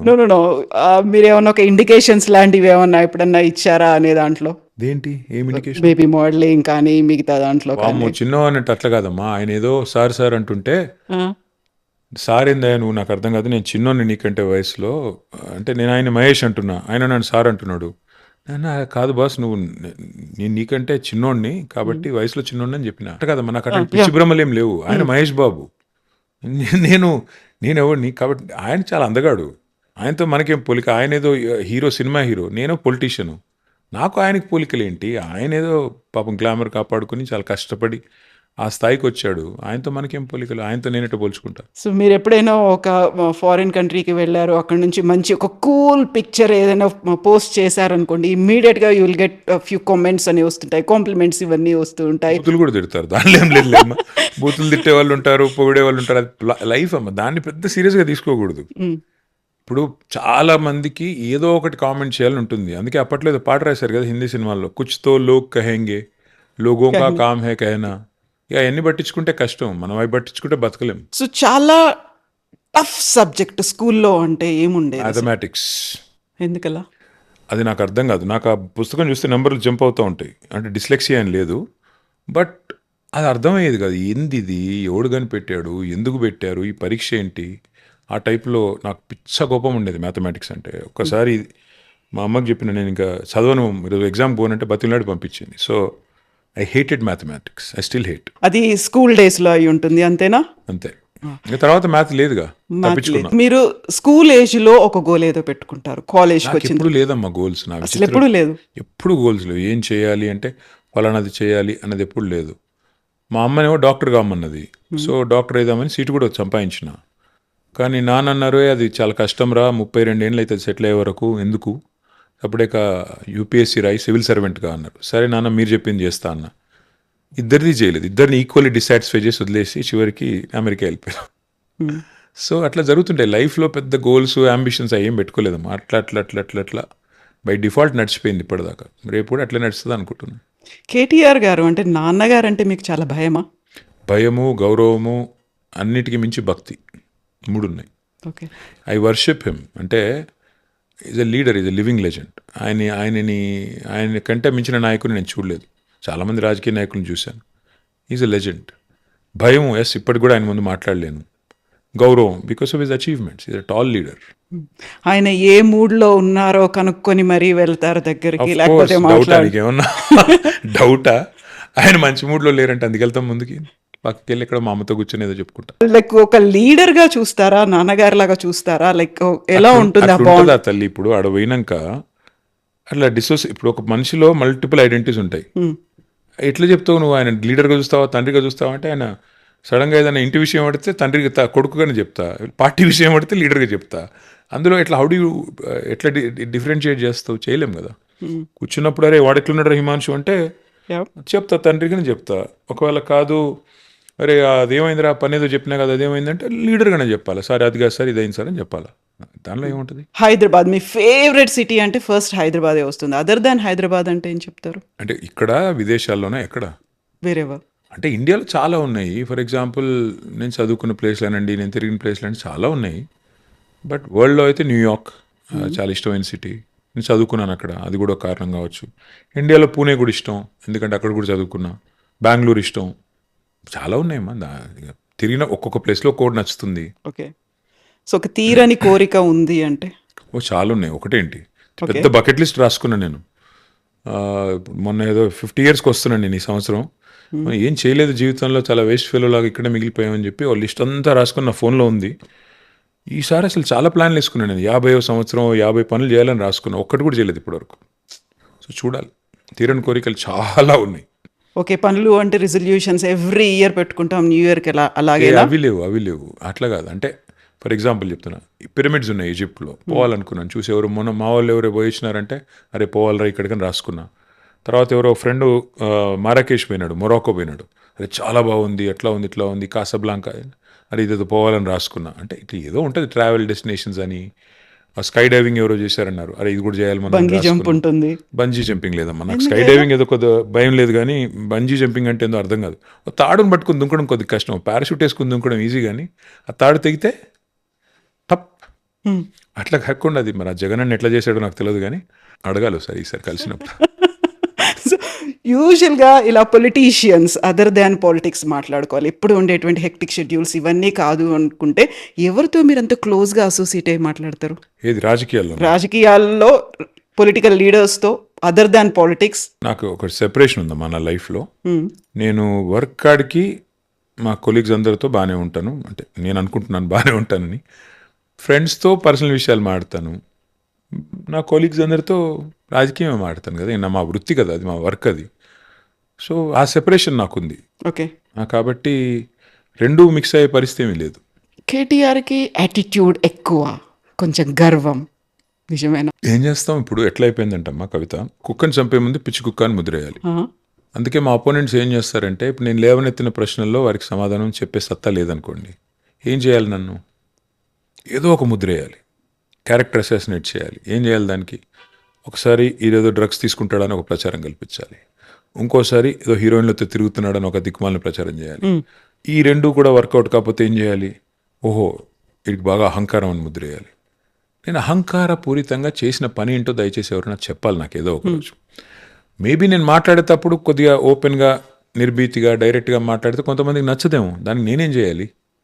నేను ఉన్నట్టు చెప్తే కొంతమంది నచ్చదేమో. నేను చెప్పాను మొన్న ఒక ఇంటర్వ్యూలో కూడా, కడుపులో కత్తులు పెట్టుకుని పెదాల మీద చిరునవ్వులు పెట్టుకుని యాక్టింగ్ చేసే కేసు నేను కాదు, తెలంగాణ వాడిని కదా. సో దానికి కొద్ది మందికి నచ్చపోతే నేను చేయగలిగింది ఏముంది? ఒక్కటి మాత్రం చెప్తాను కవిత, ఎవరో ఏదో అనుకుంటారని, ఎవరో ఇలా ఫీల్ అవుతున్నారని మనం బాధపడాల్సిన అవసరం లేదు. As long as you are unpretentious, as long as you are clear in your mind that you have not hurt anybody deliberately, you should not worry.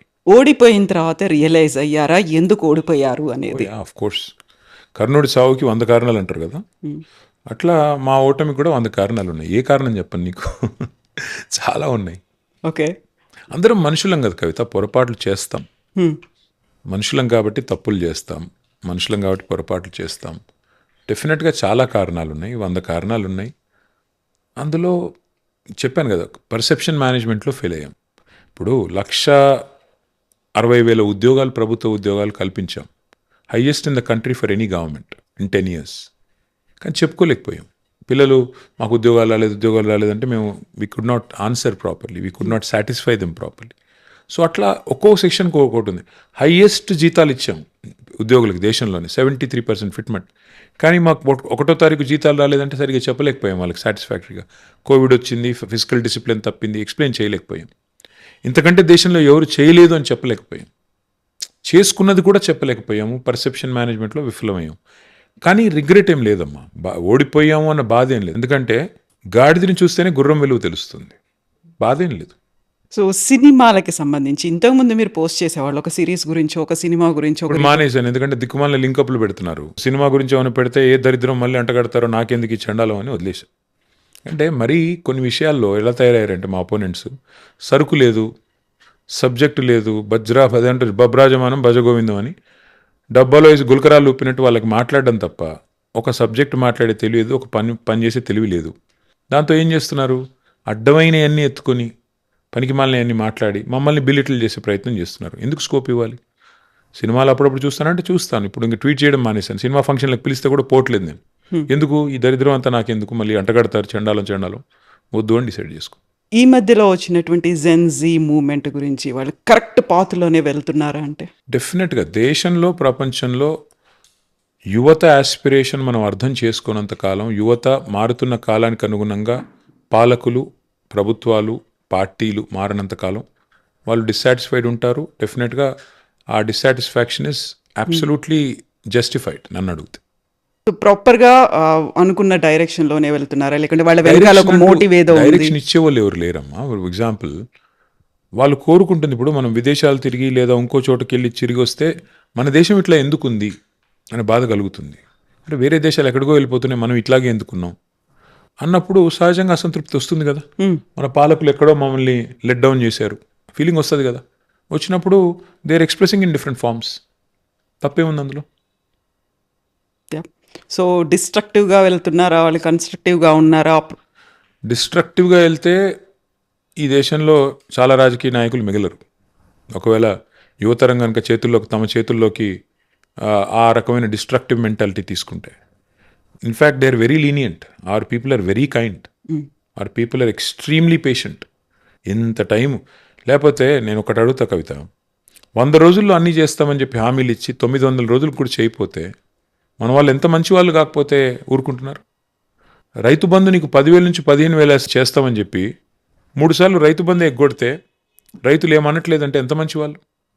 100 రోజుల్లోనే మీ పెన్షన్ నవంబర్లో తీసుకుంటే 2,000, డిసెంబర్లో తీసుకుంటే 4,000 అని చెప్పి అబద్ధం చెప్పి అధికారంలోకి వచ్చి 3 డిసెంబర్లు గడిచిపోతే కూడా ఏమనట్లేదంటే మన మహిళలు ఎంత మంచి వాళ్ళు? మన వాళ్ళు నిజంగానే డిస్ట్రక్టివ్ మెంటాలిటీ ఉంటుంది. 2 లక్షల ఉద్యోగాలు అని చెప్పి అధికారంలోకి వచ్చి మొదటి సంవత్సరంలో ఇవాళ మొత్తం 2.5 సంవత్సరాల్లో కనీసం 10,000 ఉద్యోగాలు కూడా ఇవ్వకపోతే పిల్లలు ఊరుకుంటున్నారంటే ఎంత మంచి వాళ్ళు మన వాళ్ళు. నిజంగానే నువ్వు అన్నట్టు డిస్ట్రక్టివ్ అయితే ఇవాళ ఒక్క కాంగ్రెస్ మంత్రి, ముఖ్యమంత్రి తిరిగే పరిస్థితి ఉంటుందా? కాబట్టి మన వాళ్ళు చాలా మంచి వాళ్ళు, very lenient, very nice people. So ఇప్పుడు మనం ర్యాపిడ్ ఫైర్ గురించి కనుక మాట్లాడుకుంటే అప్పటి నుంచి అదే నో, చేస్తాను. అది ఆస్క్ కేటీఆర్, అదంతా నీ కూడా. ఇష్టం. సో 1 word లో చెప్పాలి అంటే KCR living legend, 2 words. Telangana, my state, our state, Harish Rao, my cousin leader, Modi. Prime minister. So ఈ రోజు కూడా మనం యోగా డేని సెలబ్రేట్ చేసుకున్నాం. మీరు చేశారా యోగా డే? చేయలేదు. ఎందుకు? నేను జిమ్ చేస్తాను, యోగా చేయను. ఓకే. సో మీ హెల్త్ సీక్రెట్ ఏంటి అంటే? జిమ్ అమ్మా, అంతే. అంతే, ఇంకేముంది. వాట్ ఈస్ ఒక డైట్ లేకుంటే మిగతా ఫుడ్ హ్యాబిట్స్? డైట్ పెద్దగా ఏం లేదు కానీ కొద్దిగా ఏదో కష్టపడి ఈ మధ్యనే తగ్గించే ప్రయత్నం చేస్తున్నా కాబట్టి కొద్దిగా వాచ్ వాట్ యు ఈట్, అంతే. ఎక్కువ like they say burn more than what you consume.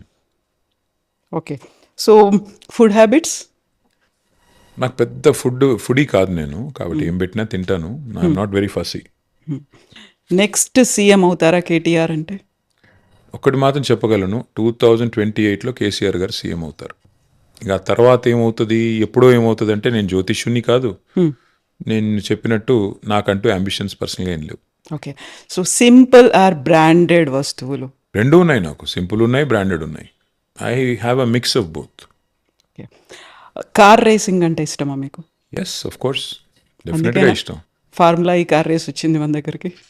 అదొక కారణం. బట్ అదర్వైజ్ కూడా ప్రపంచ పటంలో హైదరాబాద్ని పెట్టాలి, తెలంగాణను పెట్టాలి, నా రాష్ట్రాన్ని నేను గర్వంగా భారతదేశంలో ముందు పెట్టాలి, తర్వాత ప్రపంచ పటంలో పెట్టాలి. అది అంబిషన్. దాని తప్ప నా వ్యక్తిగతమైన ఇష్టాలు చాలా ఉన్నాయి, అవన్నీ నేను తీసుకొచ్చి ప్రజల మీద ఎందుకు రుద్దుతాను. కానీ ఎలక్ట్రిక్ వాహనాలు అల్టిమేట్గా ఫ్యూచర్.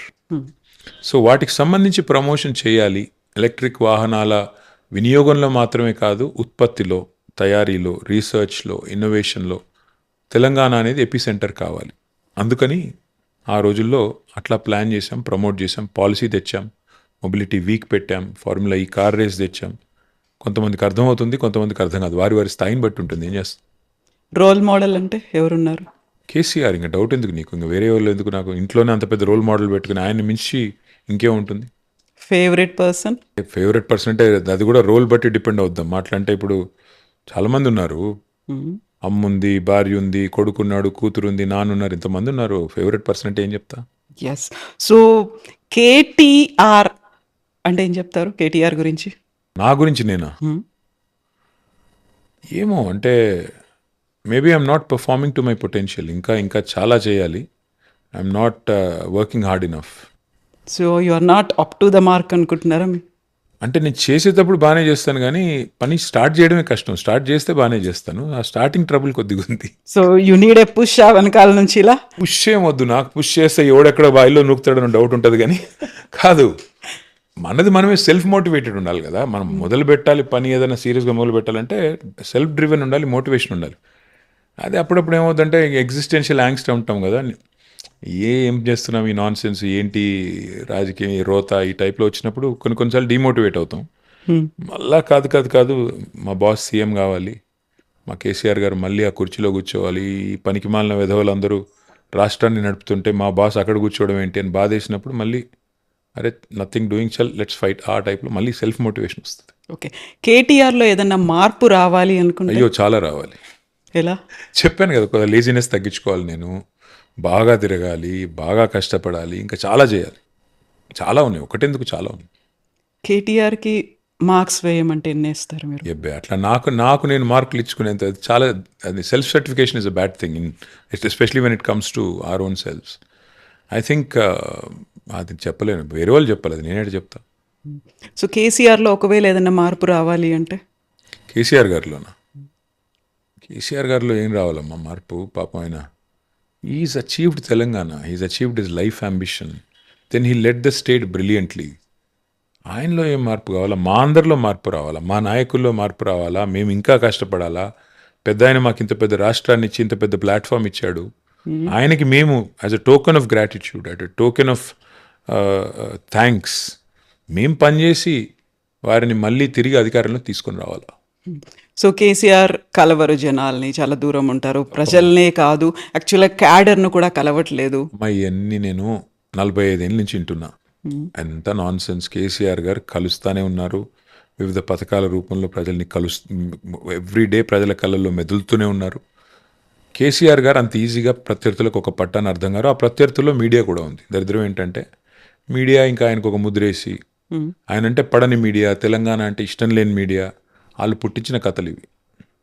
సో కేసీఆర్ ఒకప్పుడు అందరితో ఫ్రీగా మాట్లాడేవాళ్ళు, లేకుంటే కేసీఆర్ లంచ్ పెడుతూ కూడా మీరు ఇది తినండి ఇది తినండి ఇలా అయితే ఇప్పుడు కూడా ఉంటుంది అదే అట్లాగే ఉన్నారమ్మా. కేసీఆర్ గారు ఏం మారలేదు, మారింది మన దృక్కోణం.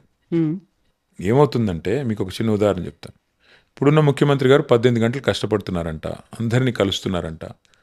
మరి ఎందుకు అందరూ బూతులు తిడుతున్నారు ఆయన్ని? అందరినీ కలుస్తున్నారు, మరి ప్రజలు ఎందుకు అంత అసంతృప్తిగా ఉన్నారు? నేనేమంటానంటే ఒక నాయకుడికి షో ఆఫ్ పిఆర్ ఒకటే కాదమ్మా, యాక్చువల్గా హార్ట్ ఉండాలి, హృదయంలో ప్రజల పట్ల ప్రేమ ఉండాలి. అది లేనంత కాలం మిమ్మల్ని కొన్ని రోజులు ఈ మీడియా మేనేజ్మెంట్ విద్యలు, ఈ పబ్లిక్ రిలేషన్స్, ఇవి కొన్ని రోజులు డ్రామా నడుస్తుంది, ఎక్కువ రోజులు నడవదు. సో కేసీఆర్ గారు హృదయాంతరాల్లోంచి తెలంగాణను ప్రేమించారు. తెలంగాణను ప్రేమించడమే కాదు, శ్వాసించారు, స్వప్నించారు, సాధించారు. That is KCR. ఒక మనిషి జీవితానికి అంతకంటే ఎక్కువ అవసరం లేదు. అంత సాధించిన తెలంగాణలో అద్భుతంగా 10 ఏళ్ల పాటు పరిపాలన అందించారు. ఇవాళ ఆయన కొంత రెస్ట్ తీసుకుంటున్నారు, తప్పేంటి? తీసుకొనివ్వండి. 2013లో కేసీఆర్ గారు నాకు ఇంటర్వ్యూ ఇచ్చినప్పుడు he was in tears, Yes. ఏడ్చారు, బాధపడ్డారు. అలాంటి మూమెంట్ కేటీఆర్కి ఎప్పుడైనా కొంచెం ఏడ్చినా బాధపడ్డా? చాలాసార్లు ఉన్నాయి, ఎందుకు లేవు?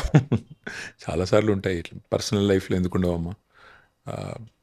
ఫ్యామిలీని అటాక్ చేసినప్పుడు, పిల్లలని బాడీ షేమింగ్ చేసినప్పుడు, వ్యక్తిగతంగా మరీ దరిద్రమైన చండాలమైన లింకప్లు పెట్టినప్పుడు, ఒకసారి నా కొడుకు అడిగాడు నన్ను, మీ మీద వచ్చే ఈ రూమర్స్ తప్పన్నప్పుడు మీరు ఎందుకు వాటిని ఖండించరు అన్నాడు. ఏం ఖండించాలి, ఎంతకని ఖండించాలి?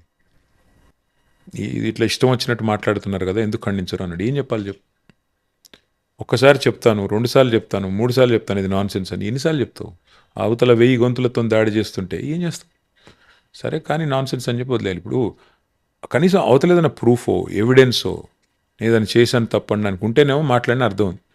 ఎటు పడితే అటే మాట్లాడతారు, నోటికి ఎంత వస్తే అంత మాట్లాడతారు. ఏం చేయాలి? మీకు ఎప్పుడైనా ఒక ఛాన్స్ అనేది వచ్చింది, దాన్ని ఒకటి జరిగిన దాన్ని వైపౌట్ చేయాలి, దాన్ని మార్చాలి అంటే?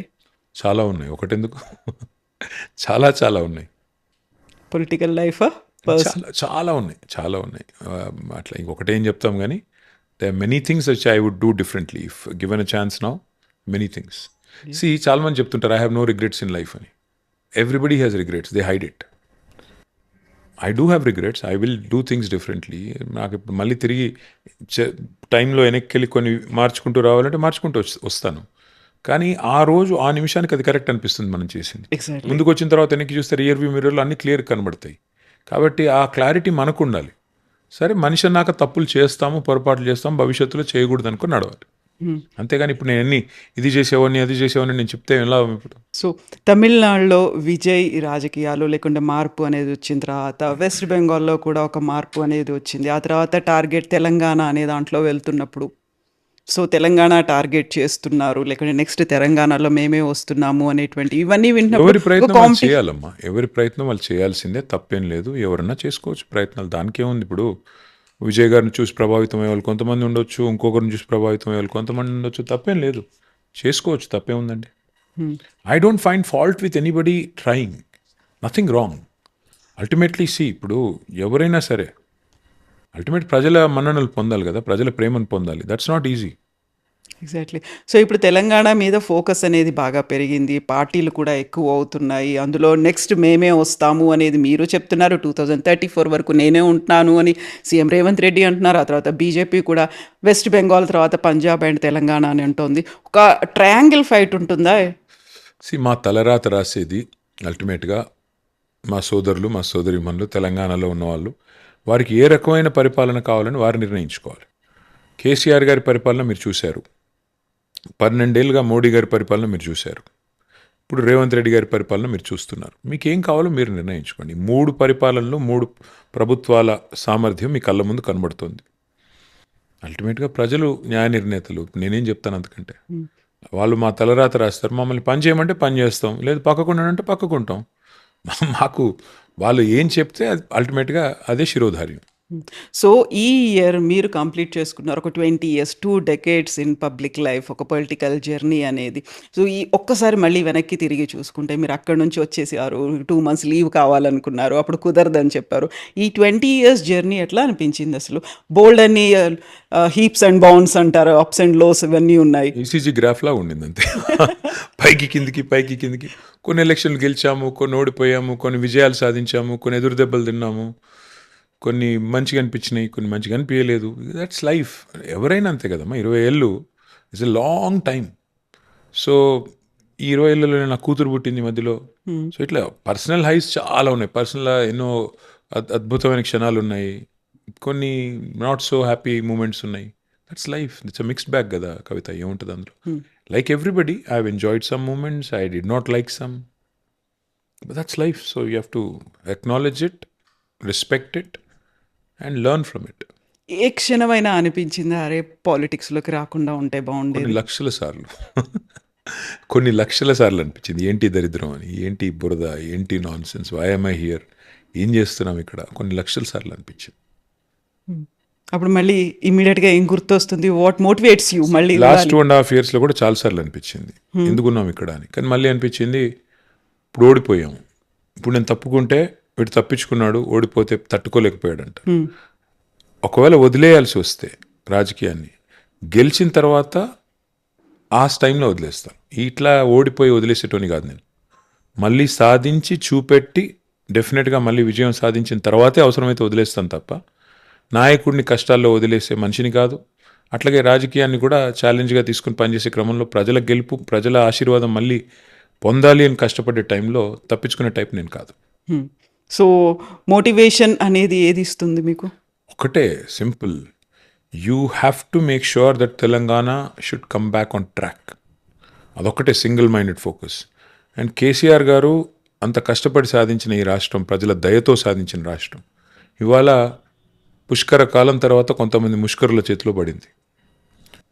డెఫినెట్గా ఈ రాష్ట్రాన్ని కాపాడుకోవాల్సిన బాధ్యత ఈ రాష్ట్రాన్ని సాధించిన వ్యక్తుల్లో ఒక చిన్న పాత్ర పోషించిన వ్యక్తిగా నా మీద కూడా ఉంది. కాబట్టి నా ప్రయత్నం నేను చేస్తాను. సో, నెక్స్ట్ టార్గెట్ అంటే మళ్ళీ మీకు 2.5 ఏళ్ళు అయినప్పుడు కూడా నేను స్టార్టింగ్‌లో చెప్పినట్టుగా పొలిటికల్ హీట్ విపరీతంగా కనిపిస్తోంది. బోలెడన్ని అప్స్ అండ్ డౌన్స్ ఉన్నాయి, ఆరోపణలు, వీటన్నిటిని దాటుకొని ముందుకు వెళ్ళాలి. మళ్ళీ మీకు ఏదైతే ఒక గోల్ పెట్టుకున్నారో దాన్ని అచీవ్ చేయాలి. ఆ ఎజెండా, ఆ టార్గెట్ అటువైపు వెళ్ళాలి అంటే పని చేసుకుంటూ పోతుంటే టార్గెట్లు ఆటోమేటిక్గా అచీవ్ అవుతాయి. అంటే నేను ఇప్పుడు ఫలానాది టార్గెట్ అని చెప్పను, కానీ ఎస్, తెలంగాణలో తిరిగి మళ్ళీ రాష్ట్రాన్ని పట్టాలెక్కించడమే టార్గెట్. కేసీఆర్ గారు మాత్రమే దానికి సమర్థుడైన నాయకుడు. కేసీఆర్ గారు తిరిగి మళ్ళీ బాధ్యత తీసుకుంటే ఈ రాష్ట్రంలో రైతులు సంతోషంగా ఉంటారు. కేసీఆర్ గారు తిరిగి బాధ్యత తీసుకుంటే ఈ రాష్ట్రంలో పేదవాడు సంతోషంగా ఉంటాడు. కాబట్టి that is the only target. KCR గారు తిరిగి పగ్గాలు చేపట్టాలి. ఈ రాష్ట్రం ఏదైతే ఇంత కష్టపడి ప్రజలు సాధించుకున్నారో ఈ రాష్ట్రం సుభిక్షంగా ఉండాలి. అంతే, అంతకు మించిన టార్గెట్ ఏం లేదు. సో, ఈ మధ్య కాలంలో జరుగుతున్నటువంటి పొలిటికల్ ఇష్యూస్, అప్డేట్స్ ఇవన్నీ చూసిన తర్వాత ఎన్సీపీ, ఆ తర్వాత శివసేన, ఆప్, తృణమూల్ కాంగ్రెస్, ఆ తర్వాత బిజు జనతాదళ్, ఈ పార్టీలన్నీ చూస్తే next target is BRS next అనేటువంటిది ఉంది. టార్గెట్ ఏంటమ్మా? మమ్మల్ని ఆల్రెడీ టార్గెట్ చేశారు కదా. మా 10 మంది ఎమ్మెల్యేలు వేసుకొని పోయారు. ఇప్పుడు నేను అంటుంది బీజేపీ నుంచి కూడా ఒక రీజనల్ పార్టీస్కి ఇంకా ప్లేస్ లేవా? చూద్దాం. చాలామంది చాలా కలలు కంటుంటారు. అయితే ఏమి, ఇప్పుడు ఎవరి లక్ష్యాలు వాళ్ళవి, ఎవరి ఎజెండాలు వాళ్ళవి, వాళ్ళ పనులు వాళ్ళు చేస్తుంటారు. మా పని మేము చేస్తుంటాం. అల్టిమేట్గా ప్రజల దయ, వాళ్ళకి ఆశీర్వాదం ఇస్తారా, మాకు ఇస్తారా, అసలు ఎవరు కరెక్ట్ ఈ రాష్ట్రానికి ప్రజలు డిసైడ్ చేసుకోవాలి. ప్రజలు మమ్మల్ని వద్దనుకున్నాడు, మమ్మల్ని ఎవరు కాపాడలేడు. ప్రజలు మమ్మల్ని కావాలనుకున్నాడు, వాళ్ళు ఏం చేసినా, ఈ మా ప్రత్యర్థులు ఏం చేసినా చెల్లదు. సో, రీజనల్ పార్టీస్ అవసరం ఏముంది అనేటువంటి ఒక మాట వినిపిస్తోంది. నెక్స్ట్ Simple మెల్లిమెల్లిగా మా. వైపౌట్ అయిపోతున్నాయి అని. సింపుల్ మా, నేను అనేది ఏమంటే ఇవాళ తెలంగాణలో 16 మంది ఎంపీలు ఉన్నారు. 8 మంది కాంగ్రెస్ వాళ్ళు, 8 మంది బీజేపీ వాళ్ళు. ఈ 2.5 సంవత్సరాలలో తెలంగాణకు జరిగిన అన్యాయం మీద ఎన్నడన్నా ఒక్కరోజు మాట్లాడారా? ఉదాహరణకి 2 మన ఇండస్ట్రీస్, పెద్ద ఇండస్ట్రీలు, సెమీ కండక్టర్ ఇండస్ట్రీలు, ఒకటి కేన్స్ అనేది, రెండోది మైక్రాన్ అనేది. మోడీ గారు వాళ్ళ చెయ్యి వడిపెట్టి గుజరాత్ తీసుకెళ్ళిపోయాడు. ఎందుకు? బడి తిన్నోడిదే బర్రె తీసుకుని వెళ్ళిపోయినాడు. ఏం చేశారు 8 మంది వీళ్ళు, 8 మంది వాళ్ళు? ఓ చిన్న నగరం లక్నో మనతో పోలిస్తే దానికి మెట్రో ఇస్తారు, మనకి ఇవ్వరు. మన వాళ్ళు ఏం చేస్తున్నారు ఎంపీలు? ఎందుకు ఉండాలి రీజనల్ పార్టీస్ అంటే అదే. ఇప్పుడు ఉదాహరణకు తేజస్వి సూర్య అని ఒక బీజేపీ ఎంపీ తెలంగాణ ఏర్పాటును పాకిస్తాన్ ఏర్పాటుతో పోల్చాడు. అక్కడ ఒక బీఆర్ఎస్ ఎంపీ ఉంటే అవసరమైతే గల్లా పట్టుకుని కొట్టేటోళ్ళు. అంటావా మా తెలంగాణను పాకిస్తాన్తో పోలుస్తావా, ఎవడరా నువ్వు అని. 8 మంది బీజేపీ ఎంపీలు, 8 మంది కాంగ్రెస్ ఎంపీలు ఏం చేస్తున్నారు? ఇవాళ ఒకటి కాదమ్మా, అట్లా 100 ఎగ్జాంపుల్స్ నేను చెప్పగలను. తెలంగాణని ఇష్టం వచ్చినట్టు అవమానిస్తుంటే ఏం చేస్తున్నారు ఈ ఎంపీలు?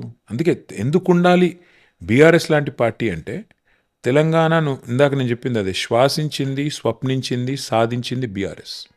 మా డిఎన్ఏ తెలంగాణ, మా జెండా తెలంగాణ, మా ఎజెండా తెలంగాణ, మా నాయకుడి లక్ష్యం తెలంగాణ. అలాంటప్పుడు మాకంటే తెలంగాణని ప్రేమించే వాళ్ళు ఉంటే తప్పకుండా స్వాగతిస్తాం.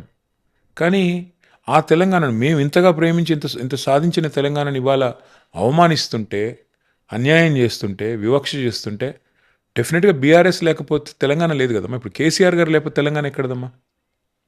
కేసీఆర్ అనే 3 అక్షరాలు లేకపోతే ఇవాళ తెలంగాణ లేదు. అది వాస్తవం. ఎవరికి ఇష్టం ఉన్నా లేకపోయినా అది వాస్తవం. కాబట్టి కేసీఆర్ బీఆర్ఎస్ వేరు కాదు, తెలంగాణ వేరు కానే కాదు. They are synonymous. అట్లాంటప్పుడు తెలంగాణలో బీఆర్ఎస్ లేని పరిస్థితి, తెలంగాణలో కేసీఆర్ లేని పరిస్థితి ఎట్లా ఉంటుంది? రీజనల్ పార్టీస్ లేని పరిస్థితి ఏముంటుంది? ఇంకోటి జాతీయ పార్టీలు. ఎక్కడ జాతీయ పార్టీలు? ఏం చేశాయి జాతీయ పార్టీలు రెండు తెలంగాణకి? మీరు చెప్పండి నాకు. 10 ఏళ్లలో వాళ్ళు చేసింది ఏంటి? ఈ 2.5 ఏళ్ళుగా వీళ్ళు చేసింది ఏంటి? 12.5 ఏళ్లలో బీజేపీ గవర్నమెంట్ తెలంగాణకు చేసింది ఏంటి? ఒక పని చెప్పండి, ఫలానా పని చేశారని. ఎందుకు ఉండాలి మరి ఆ జాతీయ పార్టీలు తెలంగాణలో? ఆ జెండాలు ఎందుకు ఉండాలి అసలు ఇక్కడ? ఈ ఎలక్షన్స్, రాబోయేటువంటి అసెంబ్లీ కావచ్చు, పార్లమెంట్ ఎలక్షన్స్ వరకు బీఆర్ఎస్ స్ప్లిట్ అవుతుంది అనేటువంటి ఒక మాట ప్రతిసారి అది వినిపిస్తుంది. కలలు వారికి ఉంటాయి. ఎవరో కలగంటున్నారు అట్లా అవుతుందని, ఏదో జరిగిపోతుంది. ఎందుకు అవుతుంది? ఏం అవసరం ఉంది మాకు? మా పార్టీ పటిష్టంగా ఉంది, పని చేసుకుంటూ పోతున్నాం. మాకు నాయకుడు ఉన్నాడు, నాయకత్వం ఉంది, మా క్యాడర్ ఉంది, బ్రహ్మాండంగా ప్రజల్లో ఆదరణ ఉంది. అట్లాంటప్పుడు మాకేం కర్మ? ఏదో జరగాలి, అది విష్ఫుల్ థింకింగ్. ఎవరికో ఏదో కోరికలు ఉన్నాయి, ఏదో జరగాలి అని. దానికి నేనేం చేయగలను, ఎవరేం చేయగలరు? సో బీఆర్ఎస్కి ప్రజల్లో ఇంకా ఆదరణ, లేకుంటే మేము మిస్ అయిపోయాము, మళ్ళీ తిరిగి రావాలి అనేది చూస్తారు కదా. Our comeback is going to be greater than the small setback. It will be a great comeback. ఒక తుఫాన్ లాగా మళ్ళీ బీఆర్ఎస్ వస్తుంది, మీరు చూడండి. Yes, thank you so much. Thank you Kavitha. And best wishes. 20 years complete అయినందుకు congratulations to you. Thank you. Thank you. Thank you.